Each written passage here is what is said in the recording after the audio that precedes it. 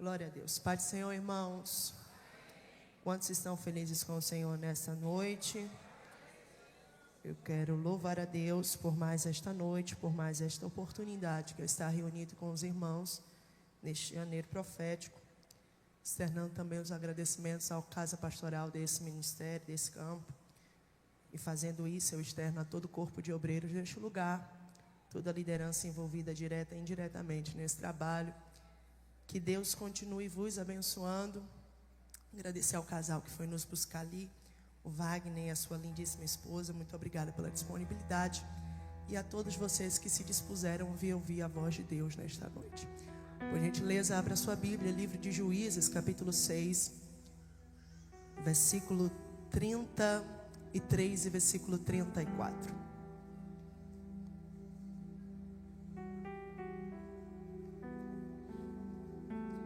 Livro de Juízes, capítulo 6, versículo 33 e versículo 34.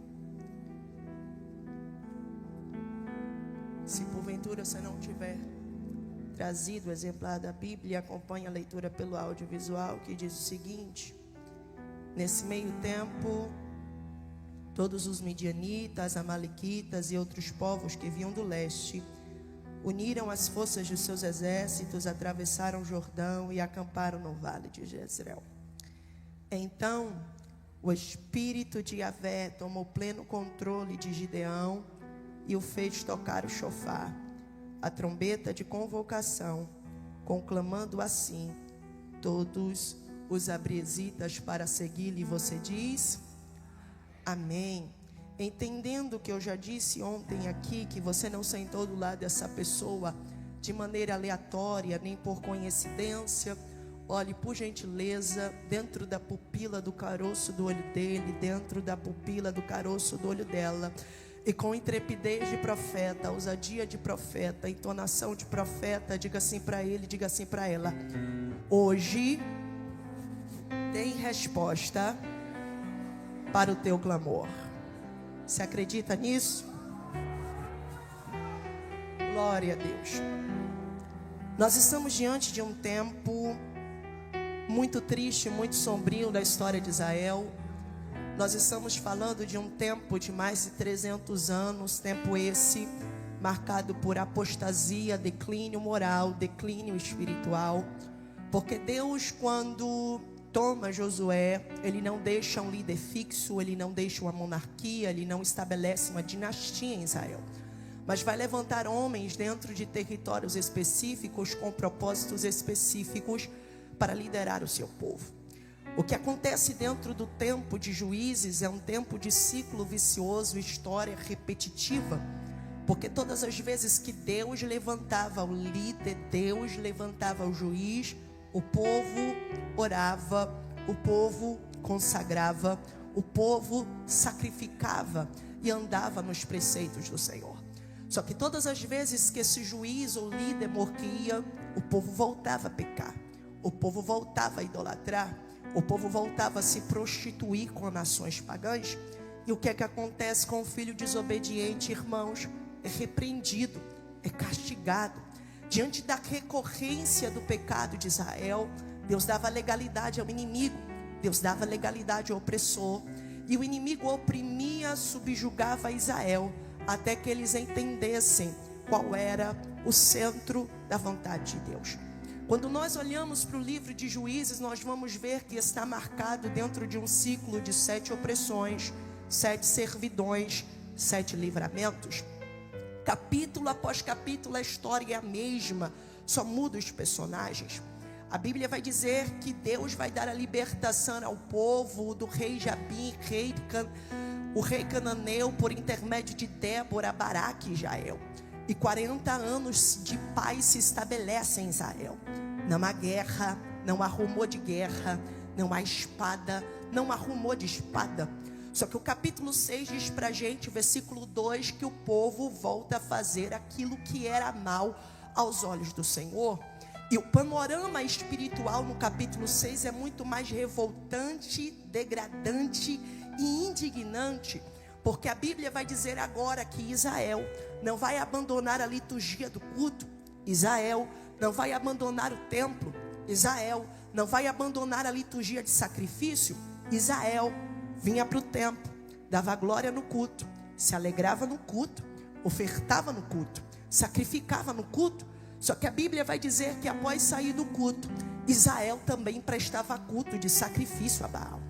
A Bíblia está contando para a gente que o povo que tem a palavra, que o povo que tem um elo, que o povo que tem um pacto e que habitava na terra prometida, dava glória no culto, sacrificava no culto, se alegrava no culto, cumpria a liturgia do culto, mas quando saía do culto, também prestava culto de sacrifício a Baal.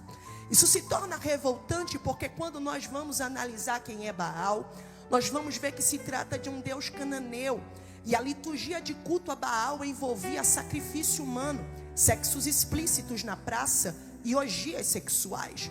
Aí a Bíblia está dizendo para a gente que o povo que tem a palavra, que o povo que tem um elo, que o povo que tem um pacto, que o povo que habita na terra, dava glória no culto, sacrificava no culto, se alegrava no culto, e quando saía do culto também prestava culto a Baal. Interessante seria se Israel se restringisse apenas em ter um coração idólatra, mas assim diz a Bíblia, que Israel não se restringe apenas em ter um coração idólatra, mas em todo o território de Israel tem altar erguido a Baal. Tu quer que fique pior? Porque fica. Eles levantam altares a Baal em todo o território de Israel, e diz o texto que ele também levanta um poste ídolo a Azera. O que é que acontece com o povo? Deus dá legalidade ao inimigo, Deus dá legalidade ao opressor. E quem é o inimigo atuante no capítulo 6, Glena? Nós estamos tratando dos midianitas, quarto filho de Abraão com Quetura. Nós estamos falando de um povo do leste que no capítulo 6 não virá sozinho, mas virá aliançado com os amalequitas. Nós estamos falando de um quantitativo de 135 mil homens. E a estratégia dos midianitas se difere das demais nações, porque eles não têm interesse de ir para campo de batalha. Eles não têm interesse de pelejar espada contra espada. Eles não têm interesse de atacar soldado contra soldado. Não era essa a estratégia dos midianitas.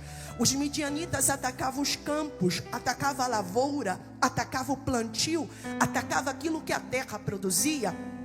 E vê se você não concorda comigo na noite deste dia, quando eu afirmo: não tem nada mais revoltante e indignante do que você trabalhar, se empenhar, renunciar, se abdicar, e na hora de você usufruir do fruto do seu trabalho, do seu empenho, da sua renúncia, do seu esforço, vem alguém que não se empenhou o que você se empenhou, vem alguém que não trabalhou o que você trabalhou, vem alguém que não se esforçou o que você se esforçou e rouba de você tudo que é seu por direito.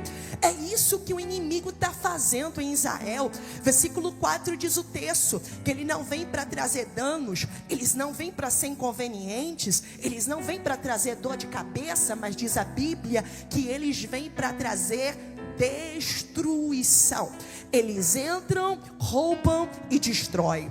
Entram, roubam e destrói. Entram, roubam e destrói. Quanto tempo? 7 anos. Entra, rouba e destrói. É a opressão mais curta, mas a mais severa. Entra, rouba e destrói. Não tem o que comer, não tem como comer e não tem o que plantar. A Bíblia está falando que os midianitas há 7 anos estão roubando e deixando rastro de destruição por onde passava. E talvez você me pergunte: cadê Israel nesta conversa, Glena? O cenário é tão opressor, o cenário é tão ferrenho, que Israel vai abandonar a sua casa, Israel vai abandonar as suas tendas, Israel vai abandonar as suas habitações. E assim diz o texto, que eles vão se esconder dentro de buracos nas montanhas. O cenário é tão opressor, o cenário é tão ferrenho, que o povo que tem a palavra, o povo que tem o elo, o povo que habita na terra prometida, está escondido em cavernas nas montanhas. Quando nós olhamos para o panorama espiritual e militar de Israel, no capítulo 6, a gente ousa dizer: não tem mais jeito para o povo de Deus.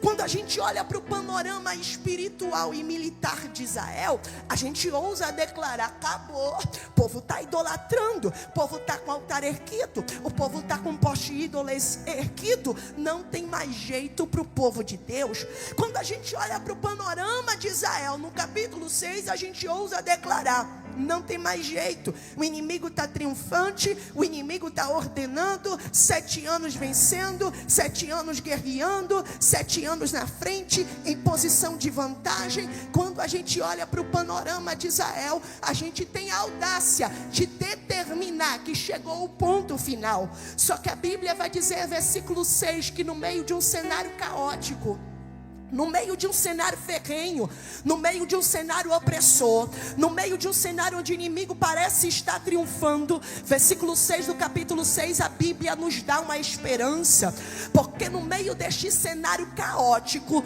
alguém vai lembrar que quando o meu braço não pode fazer, há um Deus no céu, como diz o salmista, que o braço dele é cheio de poder. Alguém vai lembrar que quando o meu recurso não opera, quando a minha mão não faz, como diz o Salmos 89, verso 13, a mão dele é forte e a destra dele está sempre erguida.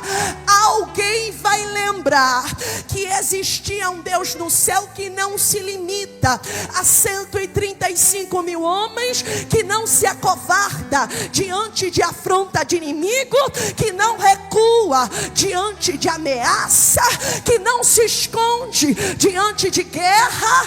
Alguém vai lembrar que há um Deus no céu que não dorme nem tosqueneja. Alguém vai lembrar de orar, alguém vai lembrar de clamar. Aleluia, aleluia. E assim diz Jeremias capítulo 33, verso 13: clama a mim e responder-te-ei, anunciar-te-ei coisas grandes e firmes que não sabes. Eu prego para alguém neste culto, eu prego para alguém neste janeiro profético, que entrou aqui nesta noite: Glena, não tem ninguém que me abençoe. Eu prego para alguém neste culto, que entrou nesta noite dizendo: Glena, não tem ninguém que me referencie, não tem ninguém que estenda a mão, não tem ninguém que abra a porta, não tem ninguém que dê o atalho.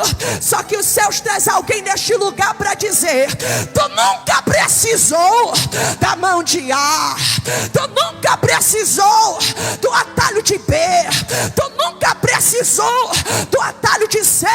E o que é que eu preciso então? Se você clamar, Ele desce. Se você clamar, Ele abre. Se você clamar, Ele cura. Se você clamar, Ele liberta. Se você clamar, Ele patrocina. Se você clamar, Ele cria reboliço em Irecê. Se você clamar, Ele muda diagnóstico. Eu venho nesta noite com uma chave de acesso para alguém. Clama que Ele faz, clama que Ele resolve, clama que Ele cura, clama que Ele entra, clama que Ele abre, clama que Ele muda, clama que Ele desce. Clama a Assembleia de Deus em Irecê, que os céus vai responder.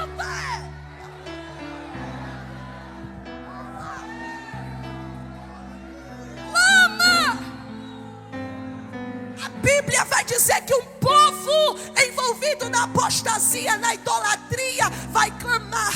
E Jeremias 33, verso 13 não é condicional. A palavra não está dizendo que mediante a sua árvore genealógica, a tua condição financeira, a sua lista de contato influente, ou a sua patente, Deus responde. Não. A Bíblia está dizendo: se você clama, aí o que é que vai acontecer? Um povo que está apostatando a fé, idolatrando a fé, vai clamar, e Deus vai fazer o que, Glena? Vai mandar profeta. Deus vai mandar resposta. Só que eu preciso ter em mente uma coisa: receber resposta de Deus não é o que Glena quer ouvir. Receber resposta de Deus não é o que Glena quer escutar. Receber resposta de Deus é o que Deus quer falar. Deus manda profeta, meu irmão, mas Deus não manda profeta com a mensagem que Israel queria ouvir. Parafraseio o texto quando eu digo: Deus manda profeta com uma denúncia profética.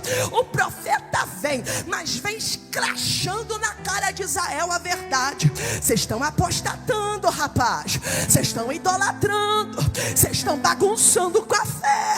Jeová manda profeta e o profeta vem rasgando o verbo. Só que raciocina comigo: o povo está idolatrando, o povo está apostatando. Só de Deus ter mandado profeta já era para dar culto de ação e graça, já era para dar culto de celebração. Só que Jeremias 33 verso 13 vai dizer pra gente que o clamor ele é tão poderoso, tão poderoso, tão poderoso, que Deus, além de mandar resposta, também traz anúncio de coisas grandes e firmes que não sabes. Aí a Bíblia vai dizer que Deus manda profeta, manda, mas a conversa fica só por intermédio do profeta? É claro que não. Uma cidadezinha no interior chamada Ofra, tinha um homem malhando trigo no lagar. A Bíblia diz que uma cidadezinha no interior chamada Ofra tinha um tal de Gideão trabalhando no lagar. E lindo é o meu Deus, porque a Bíblia vai dizer que na cidade de Ofra, Deus não vai mandar anjo, Deus não vai mandar mensageiro, Deus não vai mandar guerreiro, mas a própria presença teofânica de Deus vai descer no lagar para ter um tete a tete com Gideão. Entendeu não? Você mais clara. Jeová te trouxe nesta noite para dizer: ouvi o clamor e mandei a profeta. E qual é a mensagem da profeta? Acaba hoje a bagunça do inimigo. Acaba hoje a baderna do inimigo. Acaba hoje a legalidade do inimigo. Mas você está pensando que vai ficar só por intermédio da resposta do profeta? Ele está dizendo: nananina, não. Eu não vou mandar Gabriel, eu não vou mandar mensageiro, eu não vou mandar guerreiro, mas eu mesmo desço hoje para trazer o anúncio de um novo tempo. Eu prego para alguém entender: ele não mandou intermediário, ele mesmo desceu naquela casa hoje, ele mesmo desceu naquele consultório hoje, ele mesmo desce no sistema judiciário hoje, ele mesmo desce naquela rua hoje, ele desceu. O opróbrio acaba hoje, a bagunça acaba hoje. Repito, o opróbrio acaba hoje, a bagunça acaba hoje, a baderna acaba hoje. Tem tempo novo, tem tempo novo, tem tempo novo, tem tempo novo, tem tempo novo, tem tempo novo. Quem tem mão direita para levantar, fique à vontade. Quem tem glória para entregar, tributa a Ele. Quem trouxe, aleluia, hoje 10 de janeiro, Ele está dizendo: eu começo um novo tempo, eu começo a nova história, eu começo um novo tempo, eu começo uma nova história.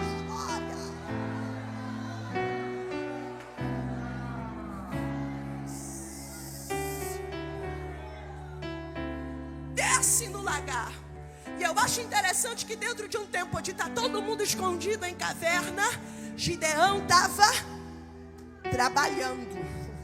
E quando a gente olha para a Bíblia, as pessoas que Deus chama com uma proporção absurda, Deus sempre vai encontrar trabalhando. Quando Elias vai ter como Eliseu, Eliseu estava trabalhando. Os discípulos são chamados, estavam trabalhando. Dentro de um tempo onde o povo estava escondido em cavernas, nos buracos, nas montanhas, Gideão estava trabalhando. Só que Gideão estava malhando trigo no lagar. E a gente sabe que lagar não é lugar de malhar trigo. Trigo é malhado em eira. Eu acho que vocês podem ter isso como informação melhor do que eu.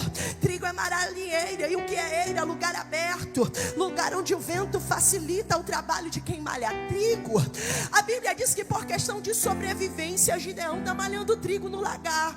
E o que é lagar? Uma escavação dentro da rocha.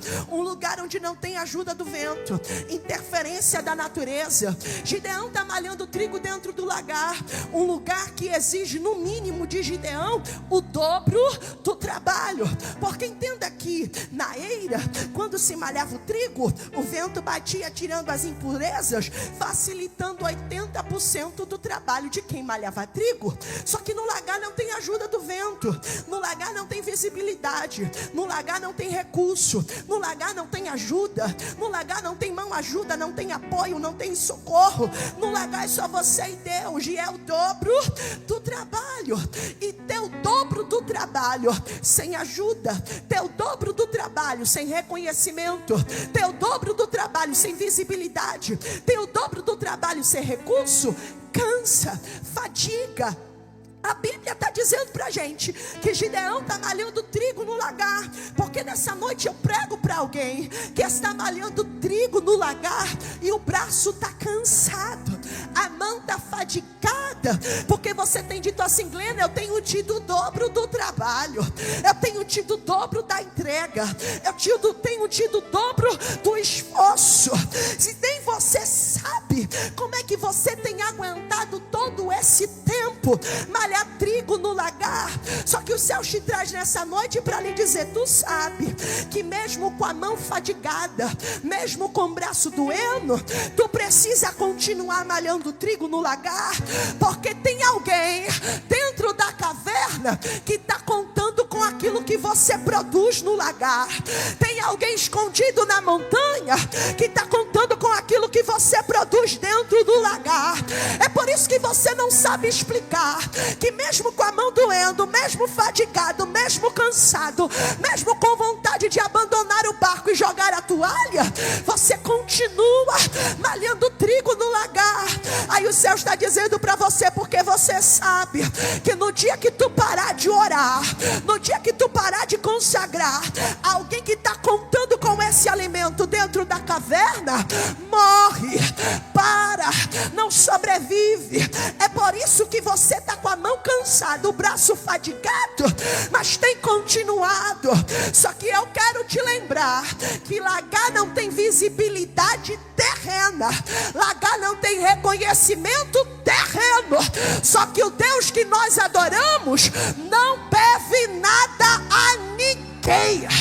É por isso que quando ele desce no lagar, ele desce com a saudação de reconhecimento a Gideão: Pai seja contigo, varão valoroso. Pai seja contigo, varoa valorosa. É Deus dizendo: eu tenho visto a entrega, eu tenho visto a renúncia, eu tenho visto o esforço, e eu estou deixando descendo aqui e deixando claro que tudo tem sido observado e ele não deve nada a ninguém. Desce.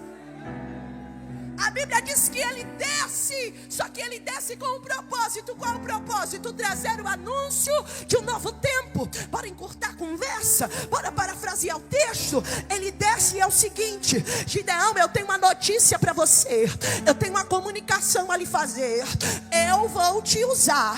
Sabe os midianitas aí, Gideão? Sabe esse povo opressor? Eu tenho uma notícia para você. É você que eu vou levantar dentro deste tempo para libertar o meu povo. Só que diante da proposta que é apresentada a Gideão, parafraseio o texto quando eu digo, a Bíblia vai dizer que Gideão vai olhar para a presença teofânica de Deus e vai dizer para ele: não pode ser eu, não pode ser comigo, não, essa proposta não pode ser direcionada a mim, não, porque eu vou dizer ao Senhor quem eu sou. Eu pertenço ao clã mais pobre da tribo, eu sou a pessoa menos relevante da minha casa. Então o Senhor Senhor não pode descer aqui no lagar dizendo que quer me usar nessa proporção, se eu sou o tipo de pessoa que toda uma vida não teve R$1 de investimento de ninguém. Porque tem gente aqui nesta noite que o céu não se apresentou uma, nem duas, nem três, mas diversas vezes a você com propósito, e você tem respondido na mesma medida. Oh Deus, eu não. Oh Deus, comigo não. Levanta A, levanta B. Tem capacidade melhor, tem oratória melhor, tem disponibilidade melhor, tem capacitação melhor. Não pode ser eu não, porque durante toda uma vida o que eu ouvi a respeito da minha vida era que eu estava predestinada ao fracasso. Durante toda a minha vida eu nunca tive R$1 de investimento de ninguém. Eu estou pregando para alguém aqui nesta noite que o céu já apresentou uma proposta para você diversas vezes, mas durante aquilo que você ouviu durante a vida, você tem se acovardado com medo de frustrar as expectativas do céu. Só que o céu te traz aqui nesta noite e te pergunta: você acha mesmo que um Deus que te conhece antes mesmo de você ser embrião, antes mesmo de você ter sido gerado no ventre da tua mãe, erraria o teu nome ou te faria uma proposta equivocada? Ou você acha que você é fruto de um encontro casual? Ou você acha que você é fruto de um acidente de percurso? Ou você acha que você é fruto de um resultado de aborto mal sucedido? Pois assim te diz o Senhor na noite deste dia: nem resultado de um encontro casual, nem resultado de acidente de percurso, nem resultado de aborto mal sucedido. Gideão, você já estava incluído nos meus projetos. Então não ouse dizer que eu errei a casa. Não ouse dizer que tem gente melhor. Não ouse dizer para levantar outro, porque antes de eu te gerar, eu já tinha te determinado para um propósito. E eu te trago nesta noite para reafirmar a proposta. Eu quero você. Eu quero você. Eu quero você. Eu quero você. Sai dessa briga de quebra-braço com Deus, porque Ele está dizendo: eu não abro mão de você. Tu me quer? Quero. E eu acho lindo o nosso Deus, irmãos, porque Ele é um Deus que não invalida percepções nem sentimentos. A Bíblia vai dizer que Gideão fica tão abismado com a proposta que acaba de receber, que a Bíblia diz que ele vai dizer a presença teofônica de Deus: espera aqui, que eu vou ali, eu vou preparar uma oferta, e se o Senhor receber essa oferta, eu vou ter certeza que é o Senhor que está nesse negócio falando comigo. Eu acho lindo, porque o nosso Deus não invalida sentimentos nem percepções. A Bíblia vai dizer que a presença teofânica de Deus vai esperar Ele preparar a oferta, trazer a oferta, receber a oferta e vai sair. Versículo 11 em diante fala da convocação, só que no versículo 21 em diante, Deus se apresenta outra vez a Gideão, e se apresenta agora com uma ordem, se apresenta agora com uma determinação. Porque entendo o que eu digo aqui: independente da palavra que você tenha, independente da promessa que você recebeu, Deus não estabelecerá um novo tempo com porta de legalidade aberta. Deus vai se apresentar a Gideão, e a ordem agora é essa: Gideão, está na hora de quebrar o altar de Baal. Gideão, está na hora de destruir o altar que está erguido. Quando a palavra veio ao coração de Gideão, a Bíblia diz que ele fica tão temeroso que ele pega 10 homens, espera anoitecer, vai quebrar o altar de Baal, levantar o altar ao Senhor. Só que não pense você que fazer o que é certo dentro de uma geração que está andando na contramão dos princípios vai trazer para você aplauso e holofote, porque não vai. Fazer o que é certo dentro deste tempo trará para nós sentença e ameaça de morte.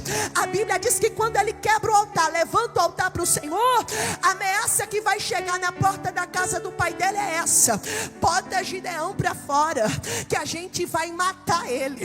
Bota Gideão para fora, que a gente vai acabar com ele. Bota Gideão para fora, porque a gente vai ceifar com a vida dele. A Bíblia diz que a sentença de morte chega à casa de Gideão. E talvez você diga: Glena, mas janeiro profético, você vem para aqui falar de altar de idolatria? Eu acho que você se equivocou no sermão desta noite. É verdade. Segundo Aurélio, altar de idolatria se refere a ídolos, se refere a altar a ídolo. Só que você se esquece que desde a nossa queda no Éden, a nossa natureza tem uma forte inclinação a transformar qualquer coisa debaixo do céu em ídolo. Porque tudo aquilo que toma o tempo de Deus, tudo aquilo que toma a honra de Deus, tudo aquilo que toma a prioridade de Deus é um ídolo erguido na minha vida. Aí Deus nos reúne nesta noite para dizer: Gideão, está na hora de quebrar o altar que está erguido. Eu não quero que sobra, Gideão. Eu não quero que resta quando resta e se restar. Eu quero ser a primícia do seu dia. Eu quero ser a prioridade do teu pensamento. Eu quero ter a melhor honra do teu bolso. Os céus nos reúnem nesta noite para dizer: eu não quero os 5 minutos que restam nas tuas 24 horas com você cochilando a cada 30 segundos. Eu quero a primeira hora do teu dia. Eu quero a prioridade do teu tempo. Os céus nos reúnem nesta noite para dizer: Gideão, primeiro eu, segundo eu, terceiro eu, quarto eu, quinto eu, sexto eu. E se sobrar tempo, você dá pro resto. Tá na hora de quebrar o altar de Israel. Caminho para concluir. A Bíblia diz que Gideão vai quebrar o altar, levantar o altar para o Senhor. Sentença de morte bate na porta da casa do pai de Gideão. Só que nós estamos falando de porta de legalidade fechada. Tempo estabelecido, novo tempo estabelecido. Só que ainda havia um inimigo em eminência. Havia ainda um inimigo, os midianitas e os amalequitas. Versículo 33 e versículo 34 vai dizer que agora o povo atravessa o Jordão e vai acampar no vale de Jezreel. A Bíblia está contando pra gente que 135 mil homens que tinham como arma secreta do seu ataque o camelo, que dava velocidade ao ataque, estão se preparando para o próximo ataque a Israel. A Bíblia está contando pra gente que o inimigo que tem 7 anos ininterruptos ganhando do povo de Deus está se preparando outra vez para trazer o rastro de destruição sobre a nação. A gente, quando olha o versículo 33, a percepção que a pregadora aqui tem é que o inimigo está reunido, planejando a próxima estratégia do ataque. Eu imagino que os midianitas e os amalequitas estavam reunidos dizendo: como a gente vai atacar eles desta vez? Como a gente vai atacar eles dessa forma? A gente vai atacar pela direita ou a gente vai atacar pela esquerda? A gente vai atacar pela frente ou a gente vai atacar pelo lado? Como a gente vai desestabilizar esse povo desta vez? A gente vai tocar nos filhos ou a gente vai tocar no casamento? Como a gente vai destabilizar ela desta vez? Vai tocar na saúde emocional ou vai tocar nas finanças? Eu fico imaginando que o inimigo estava reunido, como seria o modo de ataque a Israel, em onde atacaria, aonde feriria, aonde desestabilizaria o povo de Deus. A Bíblia está dizendo pra gente que o povo estava reunido, formando o ataque ou a estratégia. Só que eu acho lindo do nosso Deus que Ele não é um Deus que chega atrasado. Ele não é um Deus que se planeja depois do inimigo, porque a Bíblia diz assim, que enquanto o inimigo estava reunido, versículo 34 diz o texto, que o Espírito do Senhor, a presença de Deus, a presença do nosso Jesus vai se apoderar da vida de Gideão. O inimigo estava reunido no vale de Jezreel, meu irmão. Dentro de um tempo, onde estava todo mundo escondido em cavernas e montanhas e com medo do adversário. A Bíblia diz que o Espírito do Senhor se apodera da vida de Gideão, e a presença de Deus, ela é tão poderosa, tão poderosa, tão poderosa, que assim diz a Bíblia, que Gideão, cheio da presença, vai pegar o chofar, a trombeta de convocação, e quando Gideão toca a trombeta, cheio do poder de Deus, isso vai fazer com que homens que estavam acovardados, homens que estavam escondidos, homens que estavam amedrontados, homens que estavam intimidados, saiam de dentro da caverna e se apresente para a batalha. Entendo o que eu digo, porque eu não faço apologia. Toda sorte de conhecimento, ela é válida.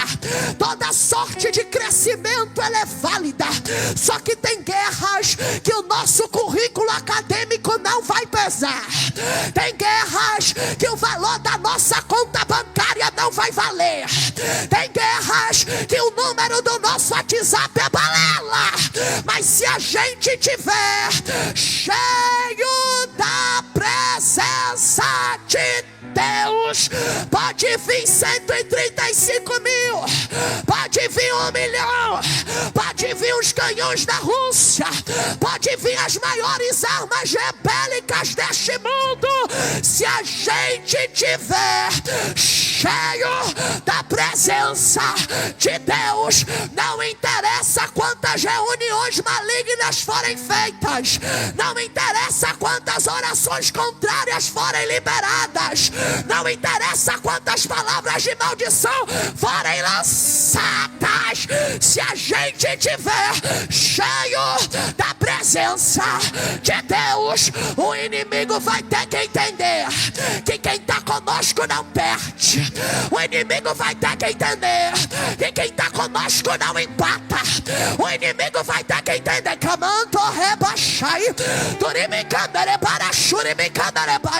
que quem peleja naquela casa, quem peleja pela tua vida, quem peleja pelaquele filho, quem peleja naquela empresa, quem peleja naquela rua, não se acovarda.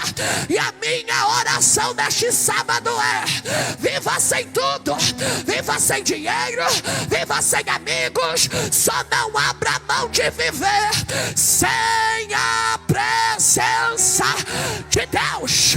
É por isso que nós damos legalidade ao Espírito Santo de Deus neste culto, para ele encher quem está vazio, para transbordar quem está cheio, para a gente lavar o prato cheio, para a gente dirigir cheio, para a gente andar cheio, para a gente pregar cheio, para a gente cultuar cheio, para a gente trabalhar cheio, cheio, cheio, cheio, cheio, cheio, cheio, cheio, cheio, cheio, cheio, cheio. Deus está levantando um povo em Irecê, cheio da presença de Deus. Seja renovado nesta noite. Recebe variedade de línguas estranhas neste lugar. Seja fortalecido neste culto. Seja batizado neste ambiente. Gideão, eu te quero cheio para arrancar uma geração da caverna. Você pode adorar a Ele comigo nesta noite. Eu termino agora. Você pode adorar a Ele comigo neste lugar. Por 30 segundos apenas. Levanta a tua mão neste lugar. Você que é batizado com línguas estranhas, fica à vontade para glorificar a Ele. Você que está aqui que não é batizado, seja batizado agora. Seja renovado agora. Seja tocado agora. Seja transbordado agora. Agora, glória, glória, glória, glória, glória, glória, glória. Enche este lugar de adoração, porque Ele está levantando Gideões cheios